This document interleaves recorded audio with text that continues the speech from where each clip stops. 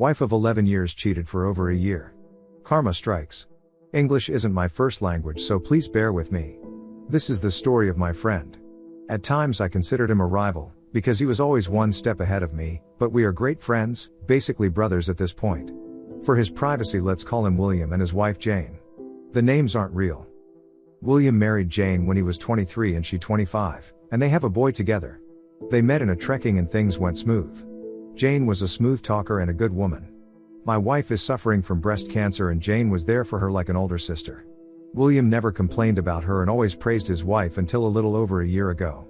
He mentioned Jane is super protective about her phone and is acting cold toward him. He said to me they haven't had sex for over 6 months, and each time when he tries to initiate intimacy she refuses. Even on their wedding anniversary she came home at 4 a.m.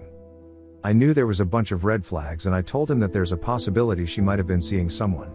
He said he has been suspecting it for a long time, but he didn't want to believe that possibility. So it kept going on. She started to visit my wife rarely at this point, so I told my wife his problem and she agreed to identify it in a sneaky way. After the sneaky talk with my wife told me she's seeing a guy but they are platonic and he's a great mechanic. I knew where this was going and my wife knew it too. I told William about the situation but he said Jane wouldn't do that, I'm sure. She's my girl, she wouldn't do such an act. I told him to hire API and we can at least be okay. So he hired API, but he couldn't find any suspicious activities. After 3 months he came up with a photo. The photo was Jane was holding hands with a guy walking out of theater. So he called me telling we needed to talk. He looked like a total mess. Like a guy who lost everything. He smiled at me and said, "What have I done wrong?" I knew he's in a suicidal condition. So me and him went to a bar and drank to bottom. And he opened up like she was not I thought of. She never do household chores for over 3 months and she only cares about our boy. All she gives me is a forehead kiss before and after bed. She tells she's either tired or wants some space. What do I do? I knew he was broken. Over days I told him he's not alone and build a strong mind. Our friend's circle of guys supported him too. Over time he realized that she ain't worth it, so he went outside the marriage and hooked up with a woman at his work. We are in same company but in different departments. So Will met Helena, a woman in the same digital art department as him. She was much younger than him. When he introduced her to me he said, "I'm gonna enjoy my life." She was built like a model or video game spy characters. They had several hookups and acted like they were a couple. He was happy and stopped caring about Jane. Things took a turn when Jane noticed him been happy and felt like he's been distant. So she confronted me and asked whether Will was seeing someone and how's he doing. But I lied to her and covered for Will. So finally on Christmas she confessed to her husband that she was having an affair for over a year. That she realizes how precious their marriage is, and how amazing Will is. Will hid his tears and asked her about the details. She said it was a mistake and it's over and they can be together again. He said it's over between them and he needs a divorce and asked her to leave. So she went to her mom's house and kept calling and texting all day. During this time Will had made a separate account and moved his funds in there and opened new accounts in several new banks. He withdrew from the joint account and kept half of the money from her. By that time Will had moved on and Jane attempted to end herself. Will didn't even bother to visit her at the hospital. After the discharge she went to his home. She cried and begged not to divorce her. Jane told Will that she'll do anything to have him back, and she couldn't live without him.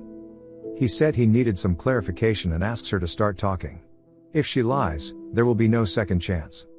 So she told him that he was a local mechanic. And she felt lonely and she missed her youth and wanted to feel it again. So first it started by her car breaking down and meeting him and they exchanged numbers. After a month it turned sexual. The relationship was a hot steamy affair. He wanted to know where she was at their son's birthday and their anniversary. She said she was with AP. And she was having sex when he called her for their son's birthday, that she told him she was late busy at work. And in anniversary she went for a ride with AP and had sex several times that day. She even bought him an apartment. Will was crushed hearing that and called her names from A to Z. She says she's sorry and think about our son and we can be his papa and mama again. He said it was a mistake meeting her and he's fed up of her. And she is a dead meat to him.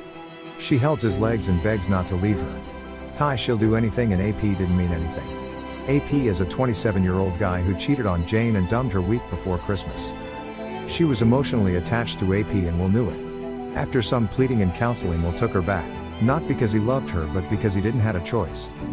In our country adultery is a fault in divorce. But in order to do so you need hard evidence. If you can't prove it then you're screwed.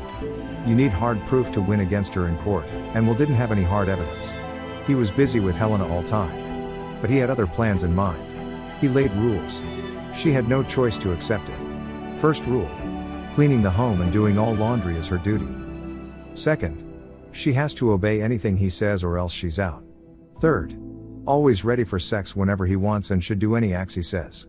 Fourth: all her email, phone, online account details and password should be known to him. He became cold towards her. After sex he kicks her out of the room and says this is his bed, you can sleep in guest bed. And often he comes late at home. He calls her by first name and shouts and curses her for silly mistakes. She soon found out about Helena and confronted him. He told her the door's open and she can leave if she likes. Jane often visits my wife and asks for advice what to do to save her marriage. My wife tries to give tips and advice, but my wife was really sad for Jane. Jane told my wife that she often gets rejected and will never lets her sleep in the same bed. And one day she dressed up and went to him, but he made fun of her and told her to grow up. She's a complete mess now. I even feel pity for her. Will often says to his girlfriend that his wife is an old cow and she ain't good as she is. Things get cruel when she learns Will is going on a business trip with Helena. It shattered her, and Will told her he's not with Helena, and they are just friends now. But I knew that was a lie.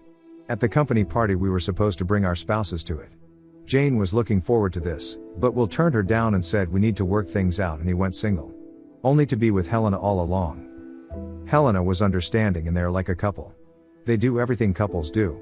Will told Helena that he would leave Jane when his son is 18, and he told me that too. He treats Jane like crap. He doesn't do physical abuse, but does mentally. If she doesn't clean the table he would say Mr. Mechanic would do that. And if anything she doesn't do in bedroom he mentions her infidelity and guilts her, saying it's all her fault.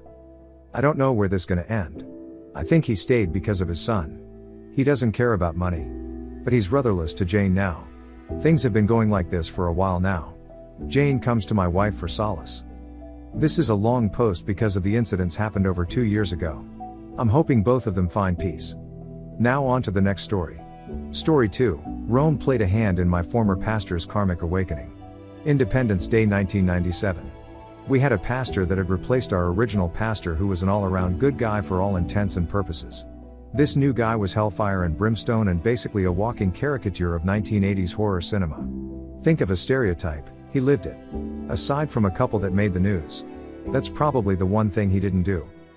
For a man of the cloth he was a real piece of work. Claimed the handicapped were that way because they had angered God. If it happened to be the child of an unmarried couple it was because the child was born out of wedlock. Goth kids. Forget about it. He damn near had a stroke anytime he came within 5 feet of one. The one thing that absolutely killed me about this guy was that he always had something to say about the previous pastor, and that was never positive. He believed in a vow of poverty and used a beat-up moped to get everywhere. The one thing that absolutely made me check out around this guy was when he had something to say about the previous pastor owning a classic Mercedes. Kept going on about how he was stealing church funds to own that. Meanwhile my stepfather is friends with the guy and we know for a fact he bought it at a junkyard and restored it as a way to bond with his 2 stepsons. And while this guy is talking crap, our previous pastor is going through chemotherapy for pancreatic cancer. Unfortunately, he would lose that battle. Rest in peace, Pastor Ryan. But back to the karmic incident at hand. So, 4th of July. I'm attending a community barbecue / ice cream social. Not much to do in my small town, and that was always a good time. We hear the loud putt-putt and backfire of the pastor's moped, and I can see a group of people collectively rolling their eyes.